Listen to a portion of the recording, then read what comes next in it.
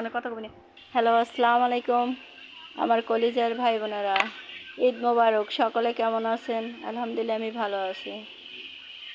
আজকে গরুর মাংস রান্না করব মাটির চুলায়। প্রথমত গরুর মাংস সুন্দর করে পরিষ্কার করে নিলাম। যাই হোক, তারপরে পেঁয়াজ দিলাম, রসুন দিলাম, আদা দিলাম, গরম মশলার গুঁড়ো দিলাম, জিরার গুঁড়ো দিলাম,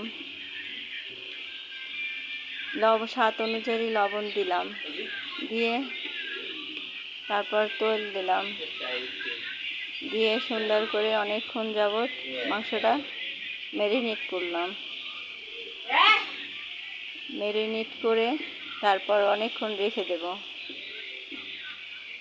মাংসটা এভাবে রেঁধে দেখেন আপনারা সকলে, কষিয়ে হাতে মেখে ম্যারিনেট করে তারপর মাটির চুলায় রান্না করে খেয়ে দেখেন, অনেক স্বাদ। তো সকলের ঈদ কেমন কাটলো? ঈদের দাওয়াত রইল।